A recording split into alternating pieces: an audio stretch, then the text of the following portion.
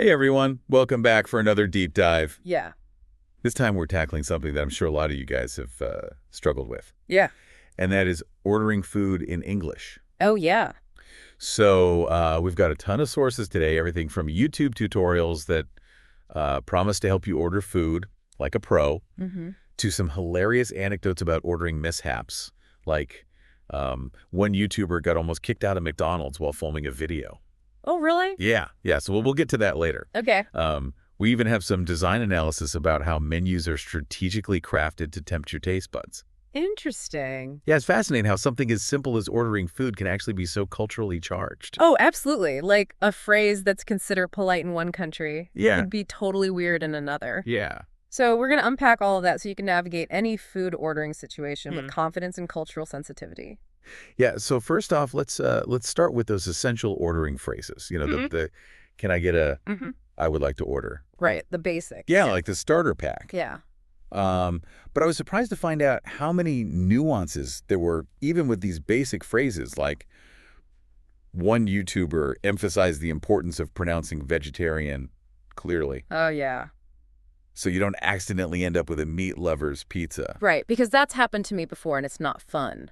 Oh, no. Yeah. It's not fun. So, yeah, those foundational phrases are super important. Like you were saying, it's like building a house. Absolutely. You got to have a good foundation. Right. And then you can get fancy later on, but you got to start with the basics. Yeah, one video even broke down the subtle differences between can I have and could I have. Oh, interesting. Yeah, like using could is a little more polite, especially in formal settings. Oh, that's a good point. I never thought about it that way. Yeah, like can is kind of casual, Mm-hmm. and could is a little more classy. Right. The right tool for the job. Exactly.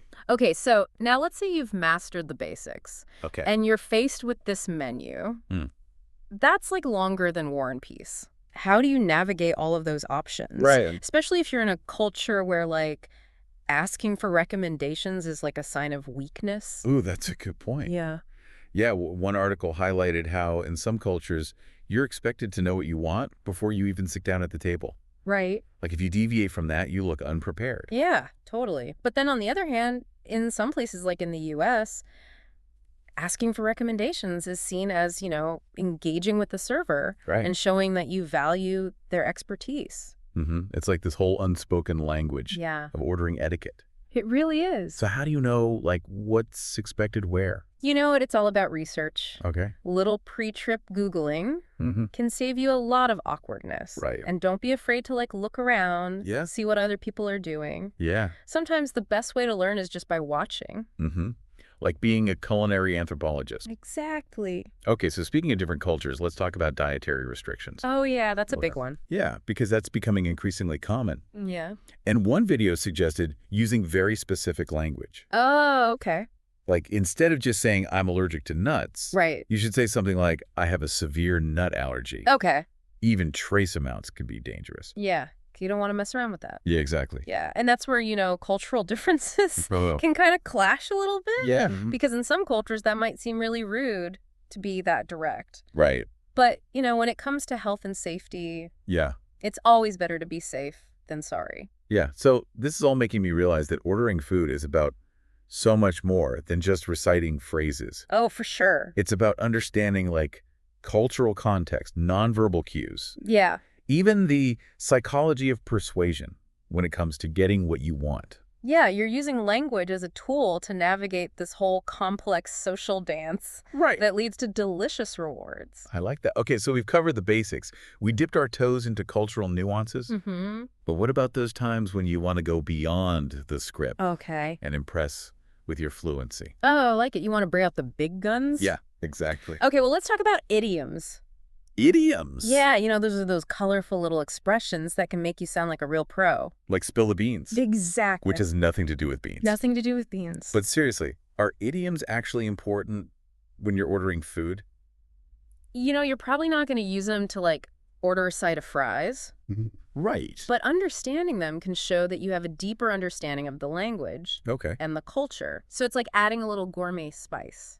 I like that analogy. Yeah. So are there any specific food idioms that are relevant to ordering, or is it more just general conversation? Well, think about it. A lot of idioms about being hungry or being satisfied come from real life experiences with food, Right? like bite off more than you can chew. Oh, yeah, good one. It's a classic reminder not to overorder. That's a good point. And if you're trying to decide between two dishes, Mm-hmm. you could say, I'm caught between a rock and a hard place. Oh, yeah. It means it's a difficult choice. Yeah, So, the more you expose yourself to these idioms, the more natural they'll become. that makes sense. Yeah. This is making me realize that ordering food in English isn't just about memorizing phrases. Mm-hmm. It's like understanding this cultural tapestry woven into the language. You got it. Wow. It's about connecting with people, appreciating nuances, Mm-hmm. and ultimately savoring the experience of food. I love that. Speaking of savoring the experience, our sources had some crazy stories Oh, yeah. about food ordering mishaps. Oh, yeah. Some hilarious, some disastrous. Yeah, do you remember that YouTuber who almost got kicked out of McDonald's for Oh. filming too close to the kitchen? How could I forget? That was a classic cultural misunderstanding. Yeah, he was just trying to get a good shot of the menu. Right. But the staff thought he was up to no good. Yeah, it highlights how important it is to be aware of your surroundings and the unspoken rules For sure. of different places. Yeah. What might seem harmless in one context could be totally different in another. It's like you need to be a culinary detective, I like that. always looking for clues Yeah. about the local customs. Exactly. And sometimes, even with the best intentions, you can end up in a sticky situation. You can. So that's where being able to communicate clearly Yeah. and politely can really save the day. Oh, absolutely. So how do you go about gracefully handling those moments when things go wrong? Well, that's a great question, and that's what we're going to talk about next. Okay. We're going to delve into the art of handling those tricky situations with finesse. All right. I'm ready for it. So you can get what you want without causing an international incident. Sounds like a diplomatic mission. It is. All right. I'm ready to get briefed on the protocol Let's give it. for those culinary curveballs. All right, let's dive in. All right. So we've talked about being culturally sensitive Mm-hmm. and, like how to handle those oops moments. Mm-hmm. But let's get practical. Like, what are some actual tips for navigating those situations? Yeah. When, like, the waiter brings you a plate of shrimp Right. and you specifically said no shellfish. Okay, so it's all about that balance, Yeah. between being assertive but still being polite. Right. Like, you have the right to get the food that you ordered, Mm-hmm. but you don't want to be a jerk about it. Right. So one of the sources suggested using a phrase like, excuse me, I think there might be a mistake. Yeah. I ordered the chicken, not the shrimp. Yeah, that sounds so much better than like, hey, you brought me the wrong food. Right, exactly. Yeah. It just keeps things light. Keeps it friendly. Yeah, and, mistakes happen. Yeah, of course. Sometimes it's a miscommunication. Sometimes the kitchen's just busy. So, give people the benefit of the doubt. Okay, so what about when the food arrives Okay. and it's not cooked the way you want it? Oh, yeah. Like the steak is well done and you ask for medium rare. Yeah. How do Yep. you address that politely without sounding like a picky eater? Right. Well, one technique I saw is called the compliment sandwich. Compliment sandwich. Yeah, so you start by saying something positive. Right. Like, oh, this salad is beautifully presented, Okay. but the dressing is a little bland. Right. I'm sure it's just a minor adjustment. So it's like a little language trick Yeah, to yeah. smooth things over. Exactly. You're acknowledging their effort, Yeah. but still getting your point across. It's like culinary diplomacy. I like it. And remember, a smile Oh, always. goes a long way. Always. People are more receptive when you're friendly. Yeah, absolutely. A smile is the universal language of kindness. That's true. Okay, so now let's talk about something that can be really nerve-wracking, Okay. especially for language learners, Mm-hmm. and that is accents. Oh, yeah. What happens when you encounter a server who has a really strong accent Right. and you just can't understand what they're saying? It happens. It can be so awkward It can be. to ask someone to repeat themselves. Yeah, especially when you're already feeling self-conscious. Yeah, exactly. But one YouTuber had a great tip. Okay. They suggested saying something like, I'm sorry I'm still learning English. Okay. Could you please repeat that a little slower? Yeah, I like that. Yeah, it takes the pressure off of you, Mm-hmm. and it's also kind of a compliment to them. Right, like you're trying. Exactly. Yeah, and most people are happy to help They are. when you're making an effort. Yeah. Okay, let's shift gears a little bit Okay. and talk about tipping, Oh, tipping. which we all know is a very culturally specific thing. Very. How do you know what to do Right. in different countries? It's tricky. You don't want to offend anyone. No. So one of our sources had a really simple but helpful tip. Okay, what's that? Do your research. Ah, that's good. Yeah, there's tons of websites, travel blogs, forums Right. that can tell you about tipping etiquette. That makes sense. So you're prepared. Yeah. Okay, so let's say you're in a country where tipping isn't customary, but you still want to show your appreciation Right. for great service. How do you do that? What do you do? Well, you can always give a sincere compliment. Oh, It's like, thank you so much for the wonderful service. We really enjoyed our meal. Or you can write a positive review online. oh, that's a good idea. Yeah, Like a virtual tip. exactly. And speaking of online reviews, Yes. those can be so helpful. They're a goldmine of information. They are. You can learn so much about a place. Yeah. Not just the food, but the service, the atmosphere. It's like having a team of culinary spies I like that. reporting back from the front lines. Yeah, you can learn about wait times, Sure. dress codes, all that stuff. Okay, so we've talked about being polite, assertive, culturally aware. Mm-hmm. We've discussed how to handle those tricky situations. Yeah. And even how to tip properly. It's a lot. It is, but now I'm curious. Okay. What about going beyond the transactional Okay. and actually connecting Oh. with the people who are making your food? Yeah, that's where the real magic happens. Right, because food is more than just sustenance. It is. It's about connecting with people, sharing stories, building bridges. So how can we as language learners foster those connections? Okay, well, one simple thing you can do Yeah. is make eye contact. Okay. Smile, say hello. It sounds basic, Yeah. but it really sets the tone. Right, you're acknowledging their humanity. Exactly. Yeah. And if you have a moment, you could even strike up a conversation. Oh, yeah. Ask them about their day, compliment their work, ask for a recommendation. People love to share their knowledge and passion, Yeah, especially when it comes to food. especially when it comes to food. So those small gestures can go a long way They can. in creating a more positive and memorable experience For sure. for everyone. It's like turning a simple transaction Yeah. into a mini cultural exchange. I love that. Okay, so we've talked about being polite, assertive, culturally aware. We've talked about tricky situations. We've even talked about tipping. Right. But are there any secret weapons? Oh, I like where this is going. Yeah, any linguistic power moves Okay. to take our ordering to the next level. You want to level up. I want to level up my ordering game. Okay, I like it. All right, lay it on me. All right, well, one technique is using complex sentences. Complex sentences, Yeah. like with conjunctions and all that stuff. All the fancy grammar stuff. How does that work when I'm ordering a burger? Okay, so it's about going beyond, like, I'll have a cheeseburger, Right? and adding a little more nuance and personality. Okay. So, for example, you could say, I'm in the mood for something spicy. Okay. So I think I'll go for the chili, unless you have something even hotter that you recommend. Ooh. You see? Yeah, that sounds so much more sophisticated Yeah. than just pointing at the menu and grunting. Right. It shows that you're comfortable with the language, Right. that you have, specific preferences. Yeah. It's a subtle way to show off your skills. Okay, I'll try it. Let's say I'm in an Italian restaurant. Okay. I'm craving pasta. Right. I'm torn between the carbonara and the puttanesca. Okay. What would you recommend for someone who likes bold flavors? That's great. Is that good? Yeah, you've expressed your craving, you've given your options, Yeah. you've even asked for expert advice. Yeah. You're a pasta pro. Pasta pro. I like it. I like it. Okay, so now, Okay. what about when you want to sweeten the deal? Oh.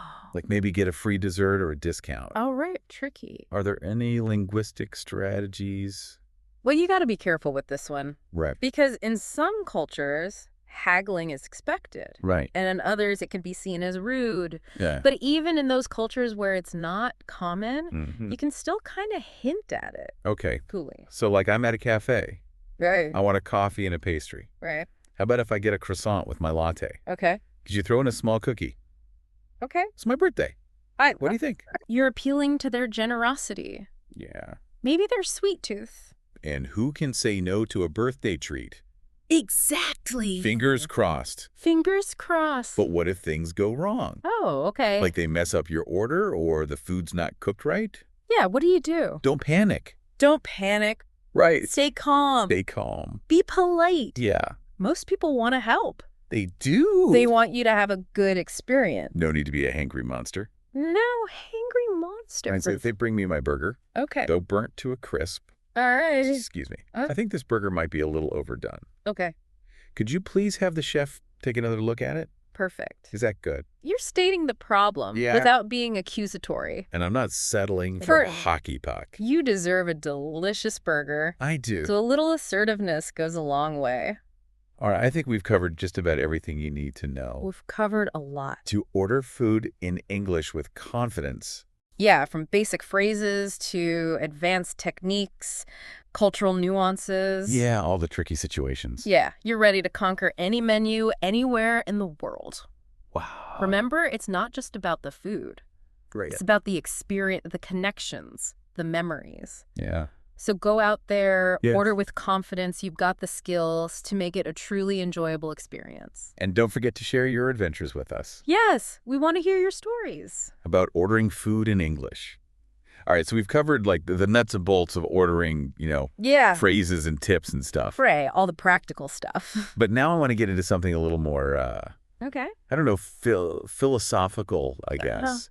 Like the connection between food and culture. Oh, yeah. That's where things get really interesting. Right, because ordering food isn't just about like filling your stomach. No, it's about experiencing a culture Yeah. through its flavors and traditions and even its like unspoken rules. Yeah, one of the sources mentioned that even the way a menu is designed Oh, yeah. can tell you a lot about a culture. Absolutely. Like in some cultures, menus are super detailed. Right? Like they list every single ingredient, the preparation method. Yeah, it's all about transparency. Yeah, giving the diner all the information. Right. But then in other cultures, menus are like super minimalist. It's Yeah. just the name of the dish. Like trusting the chef. Exactly. Like you're Yeah. putting yourself in their hands and Right. embracing the surprise. And even like the order in which the dishes are presented on the menu Yeah, can be culturally significant. totally. Like appetizers first, then main courses, then desserts. Right. But in other places, it might be totally different, or there might not even be categories. It's like each menu is a culinary map I like that. guiding you through this cultural landscape. That's a great way to put it. So how can we, as language learners, be more sensitive to these cultural nuances when we're ordering? Well, I think the key is to approach each dining experience with a sense of curiosity and openness. Observe how the locals are interacting with the menu, Right. how they order, how they talk to the servers. It's like being a culinary anthropologist, Exactly. studying a new tribe. And don't be afraid to ask questions. Right. If you're not sure about something, just ask. Mm-hmm. Most people are happy to share their knowledge. Especially when it comes to food. Oh, yeah. Food is a universal language. You know what else I find fascinating? What's that? Is food idioms Oh, yeah. and how they reflect different cultures. They're like little windows into a culture's soul. Right, they tell you what people value, what they're afraid of. Exactly. Like the English idiom "spill the beans," Right. which has nothing to do with beans. And to do with beans. But it tells you that this is a culture that values secrecy. Yeah, keeping things hush-hush. But then you have an Italian idiom, like a tavola non si vecchia, Oh, I love that one. which means at the table you don't age.